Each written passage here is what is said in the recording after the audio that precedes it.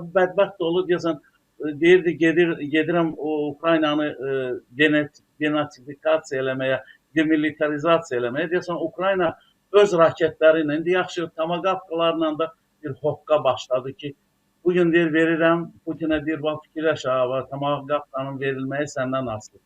Əgər istəyirsən, sənin müxaliflərimə o raketi verim, indi qərarı sən ver.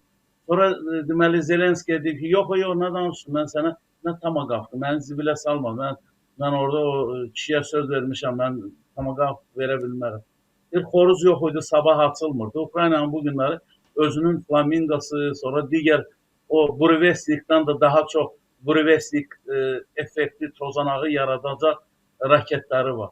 Ukrayna üçün çətindir, amma Ukrayna xalqı şükürlər olsun ki, Avropadan, sonra digər ölkələrdən aldığı silah-sursatla yəni dirəniş göstərir. Və mən bunu ötən günlərdə də dedim, bugün də yenə də demək istəyirəm ki, Ukrayna mütləq öz ərazi bütövlüyünü bərpa eləyəcək. Biz müharibənin 4-cü ilinə yaxınlaşırıq da, fevral ayında 4 il olacaq. Amma biz 28 il Şuşa deyib, zarın belə deyək də, bəzi analar ağlayırdı, biz belə dərin qüssə içindəydik, Xankəndimiz, 28 il hara, hələ 4 il hara.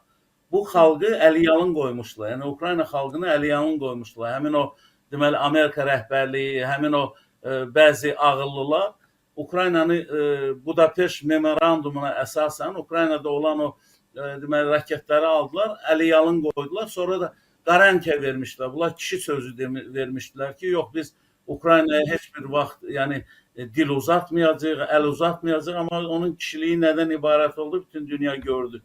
Yəni, Rusiyanın sözü ilə əməli tamam yəni, fərqlidir.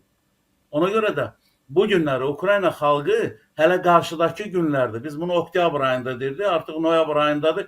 Biz görürük Rusiya federal kanallarında hansı deməli əhval-ruhiyyə var. Dünənləri Belarusovun Təhlükəsizlik Şurasındakı iclasında yenə də təklif eləyirəm. Biz nüvə sınaqlarını davam etdirək. Biz nə bilim raketlərimizi təkmilləşdirək. Hamı müharibənin artıq bitməsindən danışır. Bunlar hələ raket təkmilləşdirirlər. Təkmilləşdirə Sevinç xanım, utanıb ölmürlər, utanmırlar ki. Dünənləri Topoldan danışırdılar. Nə bilim Sarmatdan danışırdılar. Bunlar hamısı bunların o bərkidən raketləridir. Vurub dağıdacaq raketlər. Nə bilim Kinjaldan danışırdı. Bunun Areşnikindən danışır. Yadınıza gəlir bir müddət, bir həftə, 10 gün bizim beynimizi xarab eləmişdi ki, məni əsəbləşdirməyin. Areşnik oradadır. İndi qnopkayı basanım, uçacaq, Ukraynanı yerlə bir eləyəcək. Areşnik yaddan çıxdı. İndi Burevestnik kimi bu quş kimi elə belə deyə də quşlayır, yəni danışır.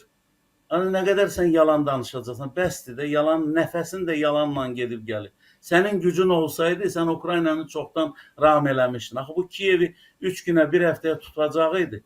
Sevinç xanım, bu günləri Rusiyanın demək olar ki, gücü yoxdur. İndi baxın, son deməli açıqlamalara baxın.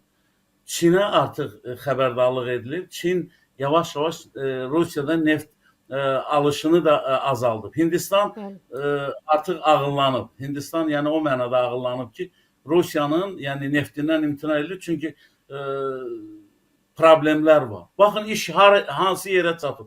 Biz okeanları dolaşırıq. Buradan artıq Lukoil şirkətindən yəni Bakıya neft emalını, yəni o benzin, mən indidən deyirəm, burada panika yaratmaq üçün demirəm. Yəni o sanksiyaların altına düşməmək üçün Lukoil'un buradakı yanacaq doldurma məntəqələrində də böyük problem olacaq, Sevinç xanım.